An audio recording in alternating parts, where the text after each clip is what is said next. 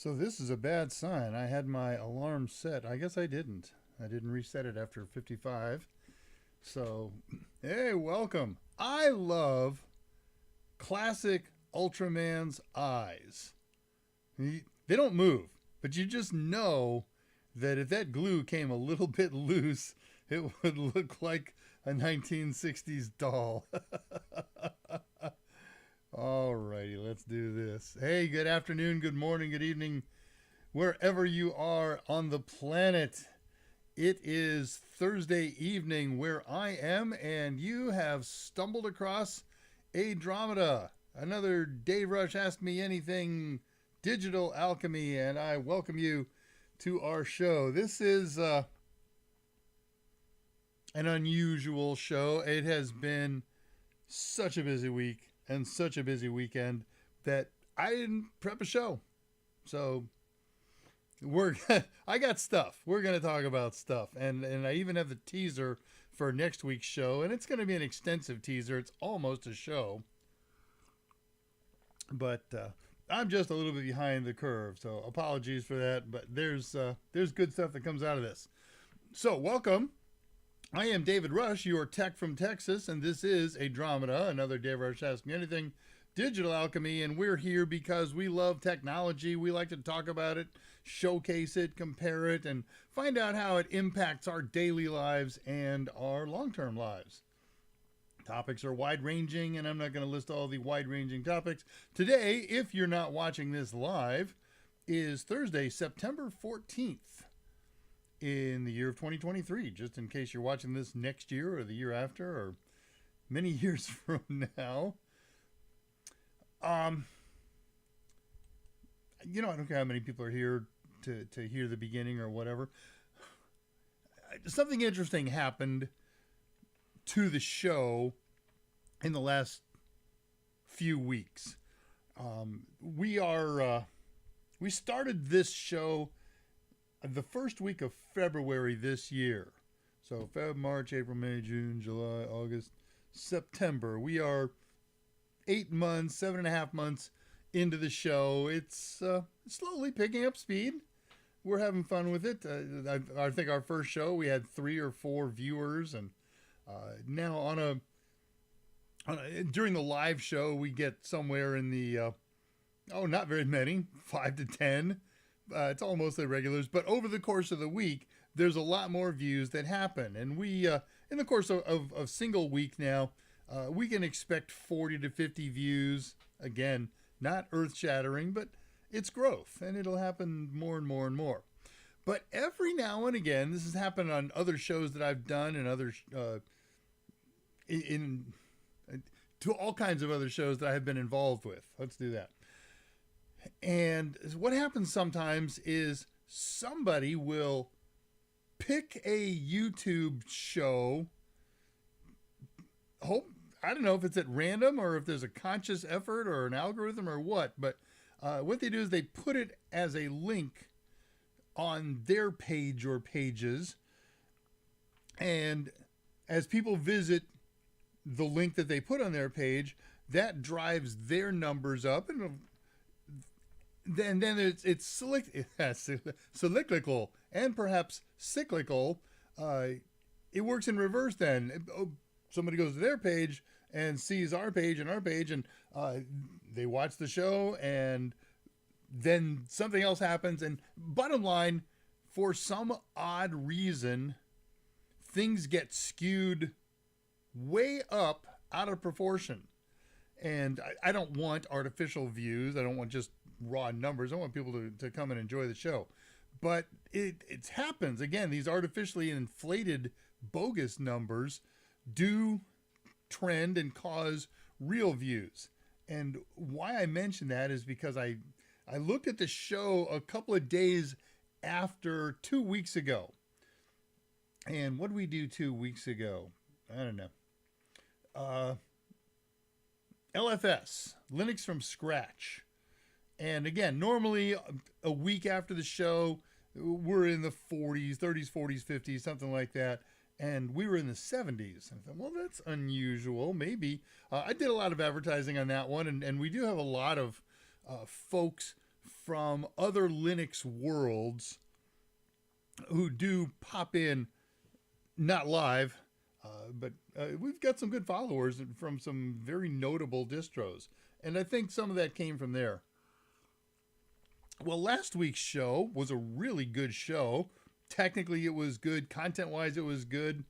I usually walk out of a show and, in my head, give it a rating, and it's always somewhere between 7 and 8.5. Last week's show, I'm going to give a solid 9.5, maybe even a tad higher. And a couple of days later, I checked the views, and I just checked it before the show started, and we're over 260. Which, that's nothing, right? There's zillions of shows out there that do 16,000 views in a night. But for us, that's just stellar. And I went online looking for cross links and cross posts and things like that. I didn't find any. Doesn't mean they're not out there. But that's exciting. So this one, not having a really good topic all lined up is going to skew my research, but next week and the week after that, I got a couple of really great topics, and maybe we're starting to pick up some of that momentum that I'd hoped for. Well, all right, let's see who's here and what everybody's saying and thinking, and then we'll get into notes and news and all that good stuff.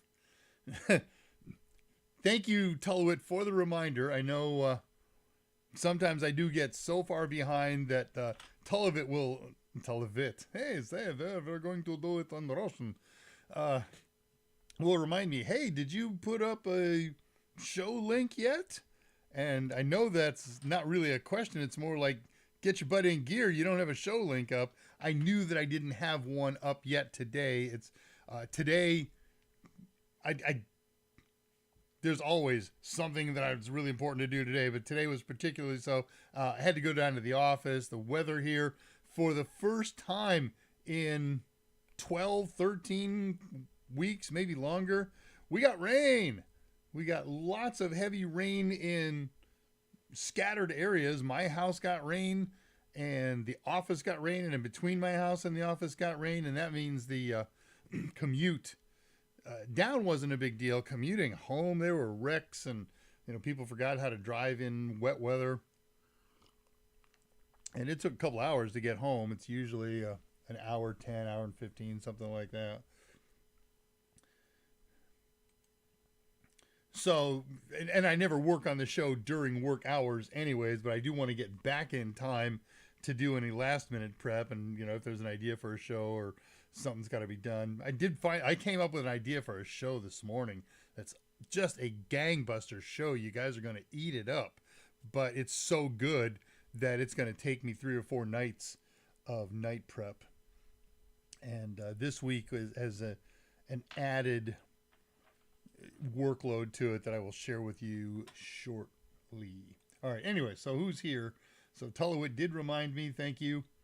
I was on top of it this time. And Tullowit was like 3 hours early. He comes and he checks in. I get looking for it. There was nothing here, so he sent me a message. And so I popped it up right away. Hey, look, there it is. So then he turns up normal time, half an hour before showtime, followed almost immediately, as ever and always, by Patricia Grace. Hello, gourmet feast of dogs for us tonight. That's what I had. The missus had to go out right after work.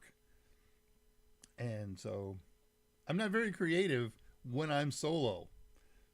A couple of slices of salami, a couple of chunks of cheese.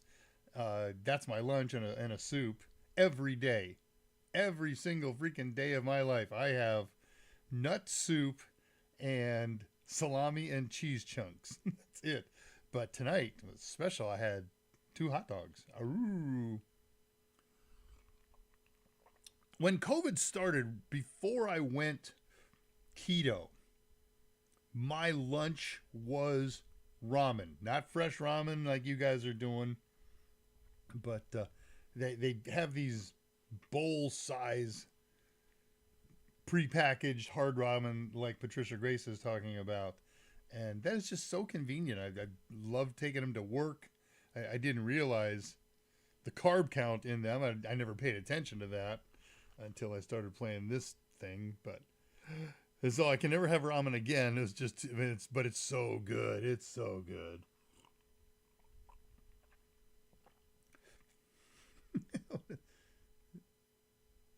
sunnoodle.com. How to find us. My pocketbook and Whole Foods don't get along. I agree with you there. I've been to a Whole Foods maybe 2 times as a browser, and that's it. We've got Trader Joe's here. I'll go in there on the rarest of occasions and get something for natural type Whole Foods stuff. If I have to go keto shopping, right? You don't find that in Kroger or any of the other brand name grocery stores. For the most part, they get this little tiny section. But there are 2 places in the world that have a good keto selection, and one of them is I don't know if it's a nationwide chain or if it's local, but it's called Sprouts. Love those guys. And Aldi, which is becoming nationwide here in the U.S. They got a fairly good keto bread selection. They have other keto, but it's way, way out of price. How do you know when somebody's on a keto diet? Because they'll tell you. It's the same way you can tell if somebody's a vegan. It's actually about the same price here. Yeah, everything's pricey there. Zippia.com. Do I want to click on that right now? No, I fear. Jesus Cristo, make it the ganglia twitch. I am almost out of quotes that I care to post for Buckaroo Banzai. What do we got left? 1, 2, 3, 4, 5, 6, 7. And then I got to come up with something new. Yes, we are live. Volume is low, but clear. Let me fix that. There. Now the volume is not as low.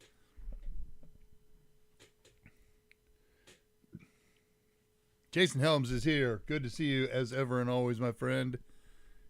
Jason and a couple others have been fairly busy on the ADRAMADA Discord server. There's been some interesting news all through the week with the MGM hack. And I thought there was a LinkedIn hack because there was a hack because there was a new post, but it was some guy just trying to make hay out of something that happened once in 2021. And again, a not serious breach, but a breach nonetheless of LinkedIn about a month ago. And the breach in and of itself it's not significant in numbers, but what's got everybody up in arms is how poorly and how slowly the LinkedIn support suborganization is working with clients. Basically what happened is somebody got hold of an old breach list, account names and passwords, and they're just trying them on different sites. And so, some of this stuff is pretty old, but some people don't change their passwords very frequently. And so this breach list is resulting in some successful logins on LinkedIn. And what they're doing is they're logging in with stolen credentials, and then they change the password. Then they email the actual owner of the account and password, because they have the account name, and can email them and said, hey, I'm the guy talking to you through 37 different relay hops and VPs and so forth. And I will happily give you your password, and you can change it back to whatever you want for a small fee. And so people are trying to go to LinkedIn support and saying, hey, I got one of those hacked accounts. Let's get this puppy fixed. And they are reacting poorly and slowly. So I don't know where that's at right now. I went and changed my password again. I hate having to change my password on all the different platforms I use so many times a year, huh? You didn't stumble across here. I mentioned that for the people who find it on archive later. Okay, sounding good. Good evening, depending on your definition of stumble. I suddenly envisioned my youth. There was much stumbling. I watched it 35 times myself. And it keeps getting funnier.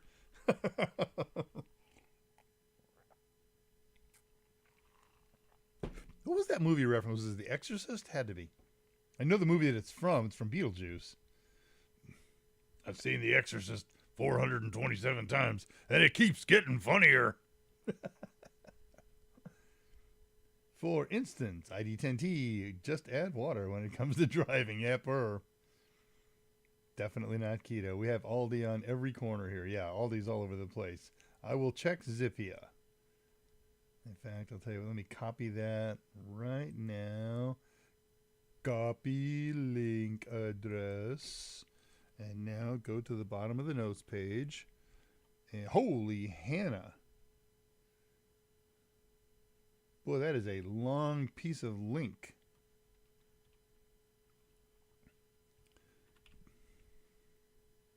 All right, back to...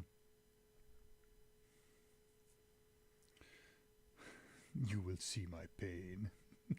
No Arch Linux users. Man, I've had a lot of fun with Linux in the evenings, studying and planning for ideas. I got things to talk to you about. It's going to be fun here. Just out of curiosity, says Jason Helms, if you're not allowed to answer this, I understand. For it's how often do y'all require to change your password? So, at the moment at my office, we don't have a mandatory change period. With the merger and creation of three companies now, the individual IT pros of each of the organizations have banded together and created a full IT department. And I know one of them very well, Michael Smyer. The other ones I don't know well, but I am watching every day more and more security controls being implemented. And I would fully expect that in the next year or so, there will be mandatory password changes at some level. And I think the corporate standard, if you use the Microsoft default from group policy, is 6 months, 3 or 6, something like that. So my guess is they will use those defaults or something pretty close to that. All right, caught up on those. Let's get back into notes. Where are we at here? I didn't do that, and I was about to. That doesn't matter. We talked about the date, and we haven't talked about the number of shows, and it doesn't matter. The last 2 shows have been record-breaking. We'll see what happens tonight. I allow messages on the archived shows, so people can post things. And if they're problematic, I delete them. And if it's got bad language or spam or somebody's pushing their adult site or something like that. And I'm glad that I allow messages because somebody, there was one nasty gram last week on one of them that said, blah, blah, blah, blah, blah, get to the point. I hope you're watching. I deleted your message. Sorry, I just don't like nastiness. But let me give you some notoriety and say, yeah, I know what your account name is. And that's not the nature of this show. Okay. If I want to come in and do just the projects, I could do that. And I'm working on another program that will do exactly that. But this show is interactive. People are posting comments and questions. And we generally devote about the first half of the show to blah, blah, blah, blah, and then we get to the point. So sorry that format doesn't work for you. Just always, if that's your problem, go to the halfway point in the show and you will find the project start, give or take a couple of minutes. The other message was a nice message. It had 2 points in there, something, I don't remember what the first half was, but the other half was that I had posted, ever since we got one, an invitation to the ADRAMADA Discord server. That was the first invitation that was created. And I didn't realize, and this user pointed this out indirectly to me, that was a time-limited invitation. It was a 7-day limitation. They said, I've tried this link. It's in all of your descriptions on all of these shows you do, and they're all, A, being the same, and B, one being expired. They're all expired. So many thanks for the heads up on that. I went and created a new invite that is permanent. It will not end. And I went and updated all of the old show descriptions, so that's in there. In case you're watching this, you don't want to go dig through all that stuff, let me post this in the chat. The invitation, current and never changing, to the ADRAMADA Discord server is now in the chat feed at time 21 minutes past the beginning of this hour.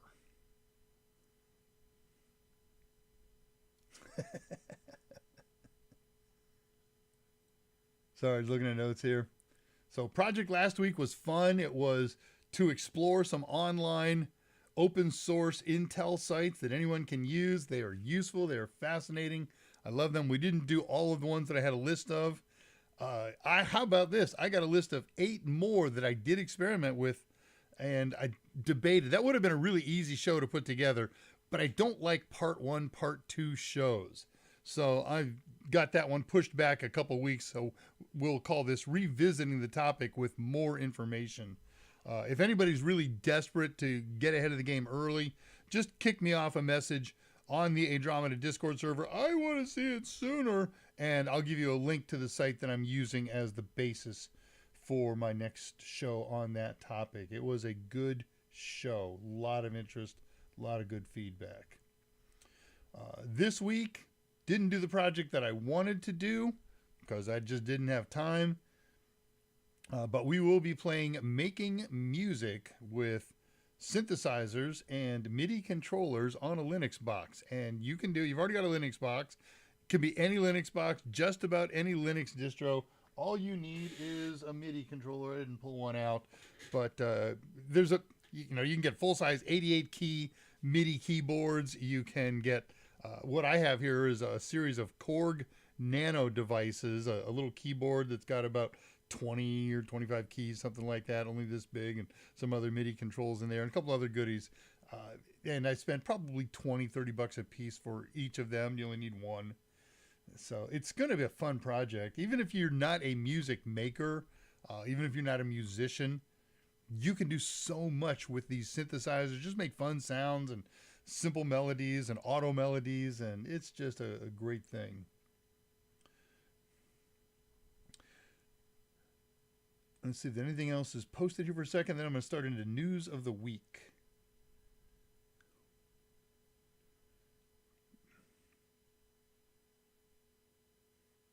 That seems long, Jason Helms, but I think the logic is that people get fed up and try to make passwords. I had to sign up for something.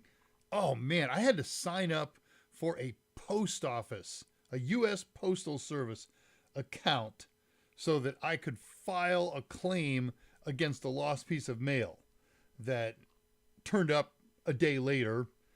But there was good reason to believe that it wasn't going to turn up because it showed delivered and it wasn't delivered. And I talked to the mail person. Get to know your mail person by name. Okay, my mailman, my U.S. Postal Service mailman is Kofi. And not only do I treat him well at the holidays, he treats me well. And Kofi was in the next day, and I said, "Hey, Kofi, what happened here? This show's delivered." "I was off yesterday." "Ah, crud." So one of your substitutes misdelivered it, and it was a really wonderful thing. And I thought, if anybody gets this, they're going to open it on purpose, mistakenly, and say, "Oh, look at that. I'm hanging on to that puppy all day." Next day, I'm working here at my desk, looking out the window, and a lady on a bicycle with her daughter on another bicycle and their toddler, pre-toddler infant in a cart behind her bicycle pulls up to the house. They're staring at the curb to get the address right. And I didn't put 2 and 2 together.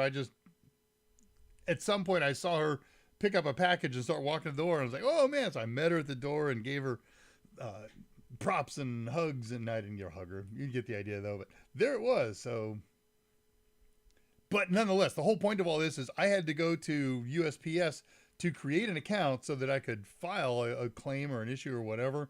And they are not friendly, and their rules for creating password are extensive.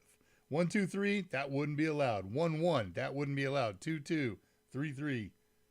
No duplicate characters side by side anywhere.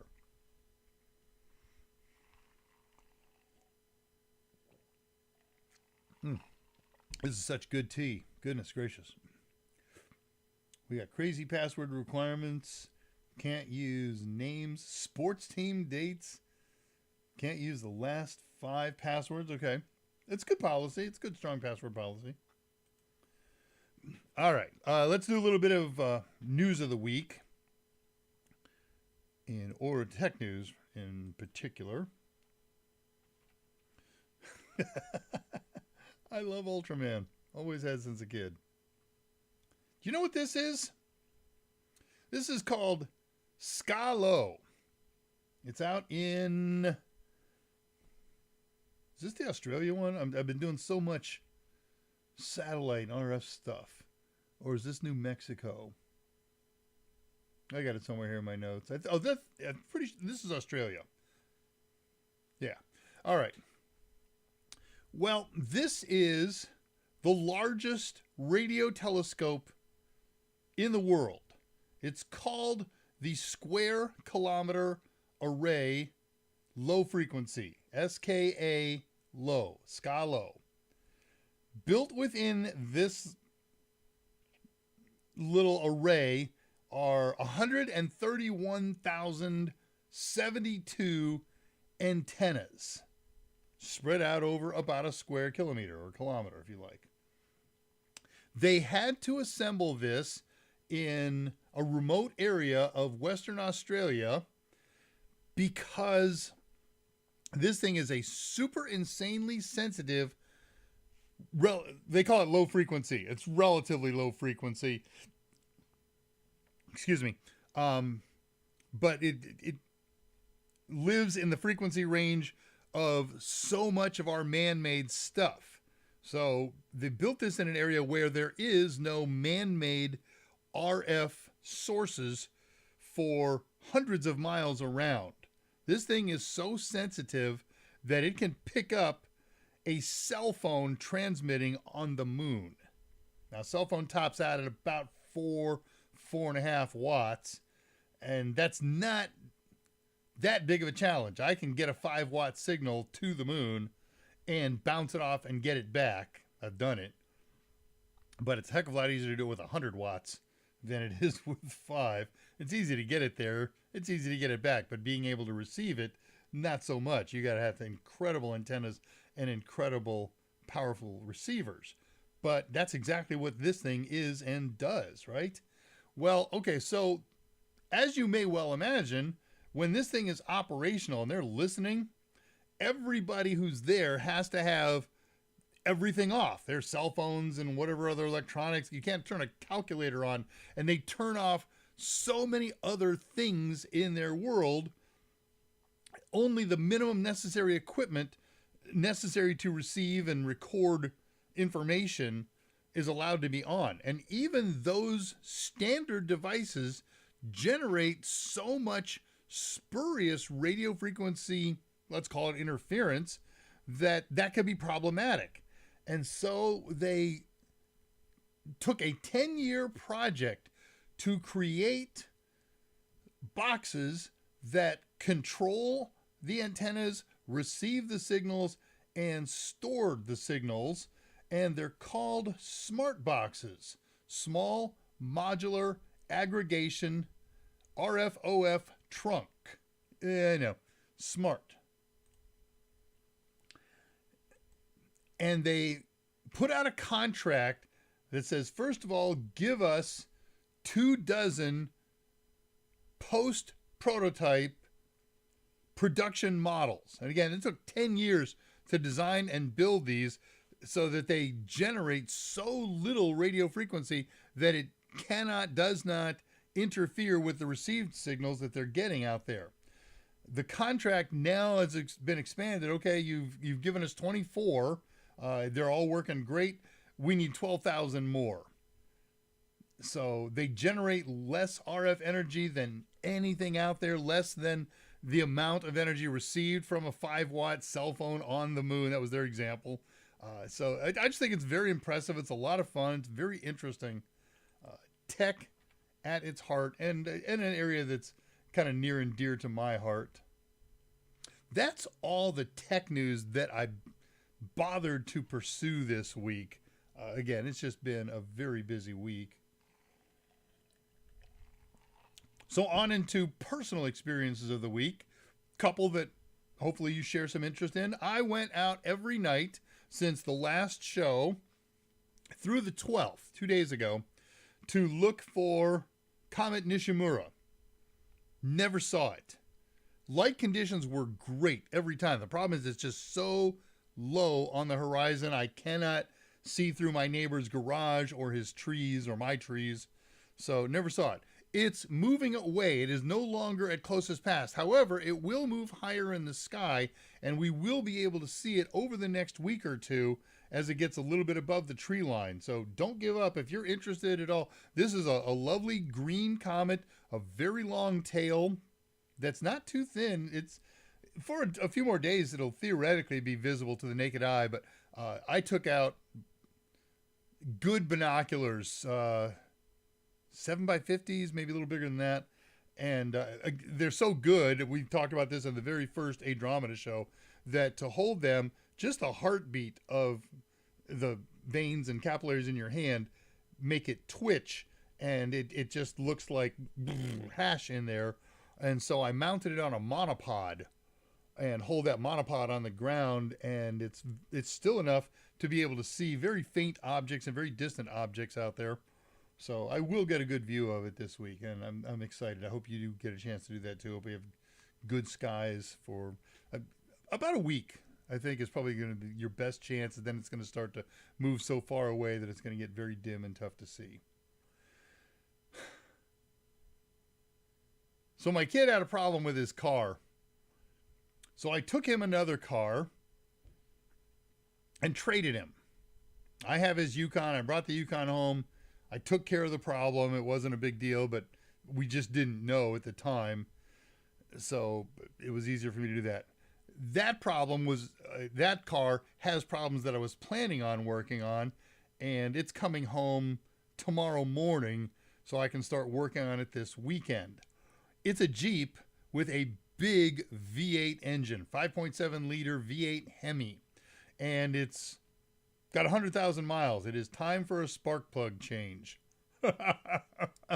I'm old. I've changed spark plugs a million times in a million different vehicles, and I know that every time a newer car comes along, they make changing spark plugs more difficult, sometimes because the placement is so challenging that you literally can't get to them without doing major surgery on the vehicle. Or I was talking to a guy just yesterday about a Beamer that he had, that their cylinders mounted on the rear of the engine and right up against the firewall, and you can't get a wrench in there. You have to lower the engine on the jack stand to get to those. So thank goodness you only have to change them every 100,000.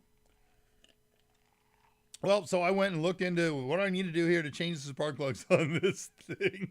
Like I said, there is always something new and interesting. Oh, am I doing this out of order? Yeah, that's all right. So this is kind of a stretched out view. I thought I zoomed that thing out. Oh well. Looking at the cylinder head, the bottom of it, this is a hemispherical, that's why they call it Hemi, piston. It's a domed piston, basically. And that means when it gets to the top of the travel, there's two chambers with gas, air, vapor in there, fuel, air, vapor. And so to get the maximum power out of them, you have to ignite both chambers at the same time. And so looking up a little farther here, at the top image, those two holes are for each of the 2 spark plugs per cylinder. So I got to change out 16 spark plugs in this thing.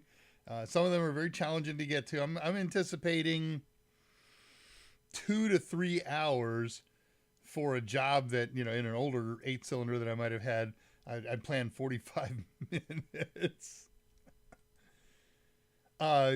And why am I doing this?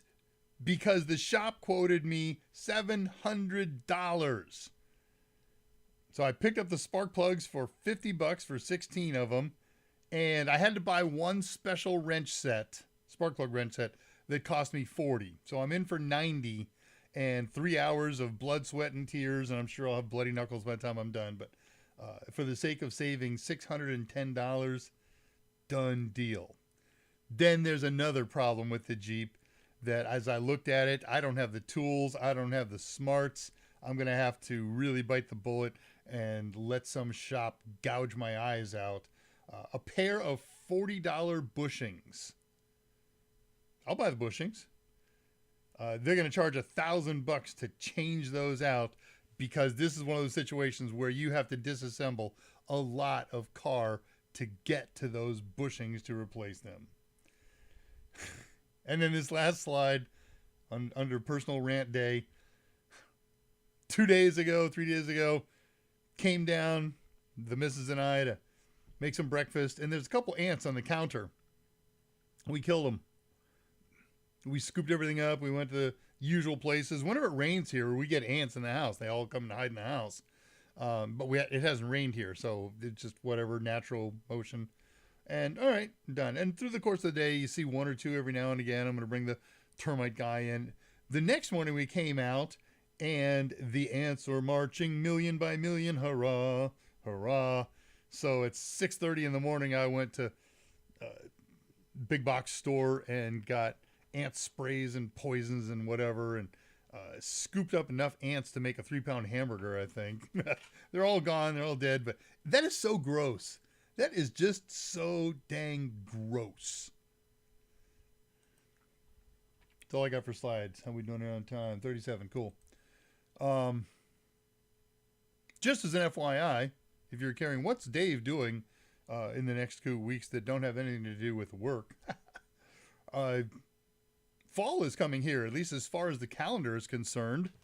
And as such, I got gigs booked all over the place. Next weekend, I'm going to be in Austin for a charity cook-off. I think I mentioned this. If not, it's wild game. And myself and my crew are invited to stay and eat. Man, I love crane. Yeah, the little white birds. They're not little. And I love wild boar, and I can't wait to find out what other game they've got there. It's a wild game cook-off for charity. And then come October, I got a wedding in October, and then I have 2 other events. I know what I'm supposed to do at them, but I don't know what they are. I have an agent who I allow to book for me sometimes because I don't want to market them. And then they call me up and, hey, are you interested in doing 9 stage platforms in Waxahachie? What date? This one? Yeah, okay, I'm clear of that date. So I don't know what the event is, but I know I've got a couple of stage gigs somewhere out of town on weekends. It'll be fun. All right, let me bring you down, and then we'll talk projects. I have a sad personal note. If you are a regular viewer of this show or any of my other shows, you know my show ending for the last couple years always includes, if at all possible, call or visit your parents. We believe in that. I believed in that a lot more the first time I lost a parent, and I realized how important it is. If you're not getting along with them, if you're getting along with them, get along with them. Okay, there comes that point where they're probably going to be gone before you are. And if it's not the next day, if it's not the next month, soon. And for the rest of your life, you'll say, man, I wish I had tried to make contact, even if they were totally in the wrong, even if I was totally in the wrong. It's just so much better for your life and for your soul and for your heart to get along with your family. My mother-in-law, man, I love this lady. And she's a little older than my mom. Every day for the last 5 or 6 years, texts me a devotional. And it's always, it's not a quote out of my favorite religious text, the Bible, it's always a quote from a scholar who is offering biblically interpreted advice or whatever. And if one is missing, something's wrong. And it's usually, call the mother-in-law and say, hey, I didn't get my devotional. And, oh, yeah, my battery's dead. She actually, the way she talks. Or some other compelling reason.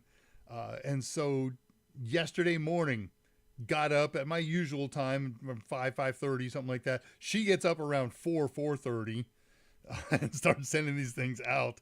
So I got up at 5:30 and took my phone into the restroom and, hey, where's my devotional?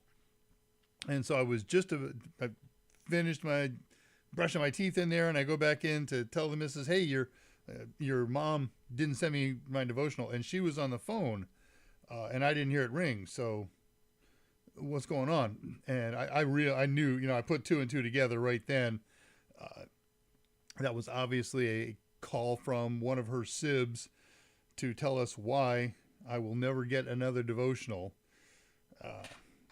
Of course, she is just destroyed, and we have no more parents between us now. And so we take that lesson. We took those lessons to heart. We called them every day, every other day, whatever, whenever they want to call us. Got close. I spent 3 weeks with her here at the house last year. And, man, if at all possible, call or visit your parents. Make peace with them if you're not at peace with them. I miss this lady so much already.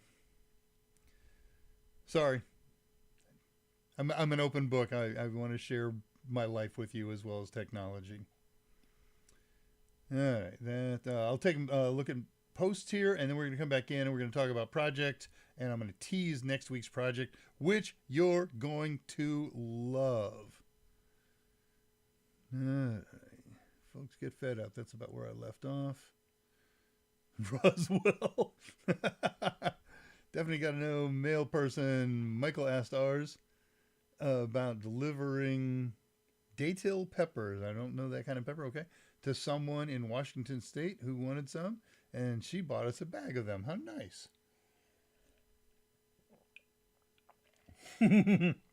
Crop circles. You guys. Passwords are a headache. Bitwarden for the win. I have finally put on I was forced to because of the Discord channel, because we're mods on there, and they once we went community server, mods are necessarily 2FA'd. So I finally put an authenticator app on my phone, and I was reluctant for years, but I was forced to. And hey, you know what? Now that it's there, I love it, and I'm doing everything 2FA. My big fear down the road is how will that manifest when I have to retire this phone sometime probably in the next year and get a new one. Will I lose? I don't know. I got more questions than answers. I dropped the stream. It wasn't me. I see myself. Do I see myself? Yes. Beware the whiffract. It got me there. Sometimes you have references that are far beyond my experience. It's the carbon fiber flavonoid. I do know that. Behind the air filter, but before the breather box. Yeah, that price is just horrific. Taro is great for ants. I don't know, whatever it had chrysanthemum oil in it. That kills ants and wasps and all kinds of other goodies. Wild bear, boar. I love wild boar. Do I love wild boar? And yeah, I mean, we have so many wild hogs in Texas that they have legalized helicopter hunting with semi-automatic rifles and no limit on the magazine size. If you're hunting with a hunting rifle, it's got to be bolt action, maximum 5 cartridges in the magazine, and then that's true in most states. And it's here true in Texas as well. If I'm deer hunting, I got to do that. But for boar, break out the AR with your 100-round magazine, get up in a helicopter, and off you go. It's just raw carnage. It's embarrassing. But man, and it's hard. Okay, the first time you do it, you are not going to make shots. You got boar hunting plenty out there. Yeah, I can see that. Give me a phone call. To heaven, I'll be glad to dial that number. You got it. Thank you, Telewit and Patricia and everybody else. Yeah, that's precious. I love. Oh man, she was. I always wanted to pass it along to a couple of you who I know share my interest in that area, but that seemed intrusive. What do you got at Tom's Hardware? I saw some stuff on Tom's in the last week or so. Helicopter riding, boar hunting. Yep. Come on down to Texas. We'll do it. We'll just have a little helicopter party. As a long-term pilot and aircraft owner, I have a number of friends who have helicopters, and they're happy to do it for. We trade. Okay, I pay for the gas, they pay for the maintenance fund, and I'm in the back shooting for a while, and then I'll take the controls, and he'll go in the back and shoot for a while, so we could just have a real good time. All right, let's talk project here. I want to talk briefly about upcoming projects, and then the one that I came up with this morning I'm going to tease you with. So I have a bunch of projects in mind ready to go. I got the MIDI project, but they all have some kind of challenge or another. So I already mentioned one. I've got another show ready to go on open source intelligence sites. I just don't want to do back-to-back shows on that. So we'll hold that off for a couple of weeks. In the next 2 to 3 weeks, I want to do the MIDI and synthesizer show. Excuse me, hiccups. And I was actually ready to start laying out the program, and then I realized, wait, I'm going to do this on a Raspberry Pi, and that means I've got to use Real VNC, and Real VNC doesn't transport audio. So I got to come up with another method. I'm probably going to wind up doing on not on a Pi. I'll do it on a some other x86 Linux box, and I'll use either Tiger VNC or maybe even RDP. And once I can confirm that I've got sound coming across and I can get it into OBS and get it into this stream, then we'll do that. It's not going to be a real complicated show. It's going to be a lot of fun. Then I was looking back in my notes and said, oh man, here is a great one called Open Media Vault, OMV. I think, Patricia, you may have been experimenting with OMV. Maybe I'm confused. Maybe you did something else. OMV is sort of like the magical graphical version of Samba or SMB. It's a file sharing protocol. Turns your Linux box into a file server. And it's an SMB file server. You could do that yourself manually, setting up SMB. But whenever you want to do that initial configuration, it's long and arduous and painful, and you've got to dig down into the guts of the file system to understand how the fstab file works and all that. Ugh. And then that's actually a show that I'm planning on doing with you one day, is getting into fstab. We can do it in 2 shows, or maybe I'll do a long show, do a 90-minute project show, and show you everything you want to know. But how about instead we have this graphical environment that sets it up for you. You just say, what do I want to do? And, click and drag and do all that stuff. And changes are click and drag, simple. And that's what OMV is, Open Media Vault.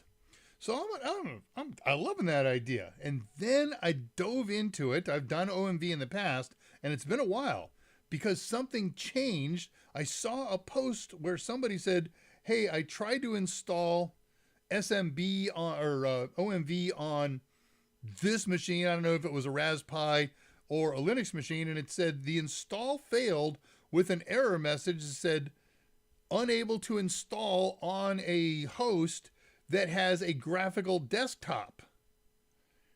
And somebody gave him some half-hearted, flappy answer, and I wasn't happy with that, so I spent 2 nights ago, an hour or so, on the OMV support forums and came to understand that, sure enough, that is a conscious decision that they made fairly recently to say, look, we believe that a graphical desktop promotes user activities, firing up a browser and going out on the internet.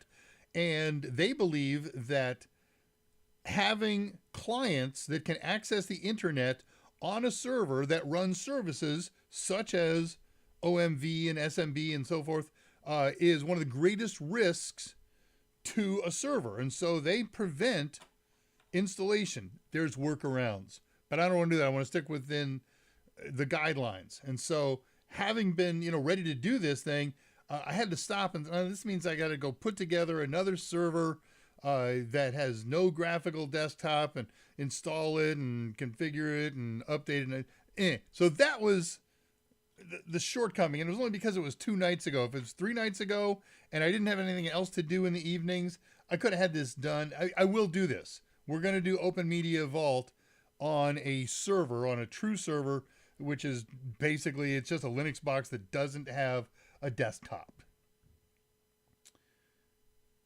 Man, I ran across a fun project, and I've only got one daily driver Android device, and I don't want to put this through it. But are you ready for this? How about Kali Linux on your Android device? On an Android phone, on an Android tablet. I'm going to grab a cheap Android tablet, and we're going to do Kali Linux on an Android device. This will work same on your phone if you want to do it. I just don't know what the long-term impacts are, and I don't want to go through what it might.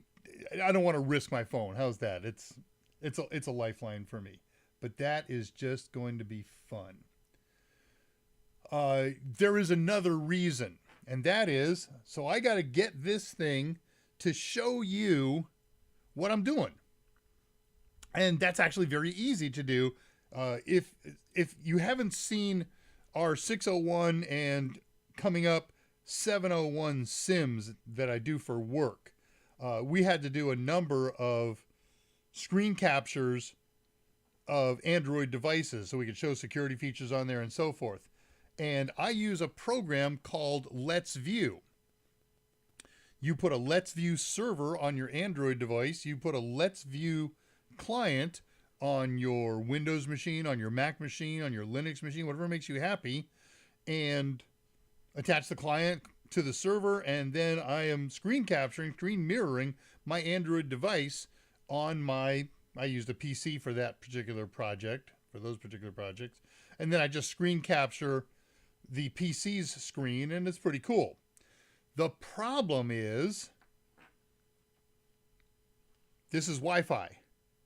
And that means I got to set up my computer as Wi-Fi, and I haven't tested that to stream to you on these shows with Wi-Fi, A, and B, trying to do 2 intensive Wi-Fi projects at the same time and still get a smooth show for you. So that's some testing that I've got to do. It's testing that can be done in a half a day, and then I'll know if and when we can do it. Because if we can, we're going to do it, and it's going to be a hoot. All right. The one thing that I'm going to do, the idea that I came up with this morning, and I'll just tease this, and then we'll kind of wind up the day, is you're using Wi-Fi. I want you to know how to maximize your Wi-Fi experience. And to do that, you probably have some Wi-Fi antenna in your laptop, in your cell phone. Maybe you have external antennas on your computer, certainly on your wireless access point. And there is a lot to know about Wi-Fi antennas. And I'm going to show you everything that you need to know about Wi-Fi antennas and general antenna technology. I'm not going to teach you everything there is to know about antennas. That's a year's course in college for an electrical engineer. But I want you to know why antennas are as long as they are. This is a particular length for a particular reason. And what happens if you make it a little bit longer or a lot longer? What happens if you make it a little bit shorter or a lot shorter? I want to show you the relationship between antenna length and frequency. In short, The higher the frequency, the smaller the antenna. And let me give you an idea on that one right now. I'm a ham radio operator, an amateur radio operator, and we play around in all kinds of frequencies. I live down in 7 megahertz land, where an antenna, or at least an antenna signal, is about 40 meters long. A 54 megahertz signal is about 6 meters long. 144 megahertz is about 2 meters long. 2.4 gigahertz is about 12.5 centimeters long, which is about 2.5 inches. Is that right? 10, 4, 2, yeah, about 2.5 inches. 5 gigahertz, you're playing in that. 6 centimeters. So pretty small stuff. Every 2.5 centimeters is an inch. So I missed that for 2.5 centimeters. 2.5 goes into 12.5. What, 5 times? 10, yeah, 5. So a 2.4 gigahertz signal, wavelength is about 5 inches long. We're going to talk about low frequency, very high frequency, and ultra high frequency, UHF. I'm going to give you the half-wave dipole formula in feet and meters. In fact, I'll tease you right now. Frequency in megahertz over 300 tells you how long a wave is in meters. Frequency over in megahertz over 468 tells you how long a frequency is in feet, and that's actually half of what it should be. Those are called half-wave dipoles and quarter-wave dipoles. We're going to talk about long wires. I want to talk about multiband antennas. What if you've got an antenna that's hooked up to your router, and your router supports both 2.4 and 5 gigahertz? I want to show you how to deal with that. Same thing, this might be true on your network interface card. I'm going to show you how trap antennas work. I'm going to show you how V antennas work. We're going to talk about standing wave ratios. I'm going to talk to you about something insanely important. Polarization. Here's a WAP antenna held closer to the camera. And here is a network interface card antenna farther away. Notice that I have the antennas in the same plane of orientation as each other. That's going to give you maximum signal. When you do this, I turn my laptop sideways, or I put my WAP antennas sideways, this is going to result in a signal strength loss on the order of 4 to 6 times. So I'll get into the details of that. We're going to talk about directionality. We're going to talk about gain. We're going to talk about Yagi antennas, patch antennas, parabolic antennas, and long wire antennas. It's going to be a show. Don't miss it. I'm going to promote the snot out of it. I would like you to do the same. Everything you ever wanted to know about how to maximize Wi-Fi using antennas. It's going to be good stuff. All right, let's check the last of the messages, and we'll get ready to wind things down. It's going to be a show.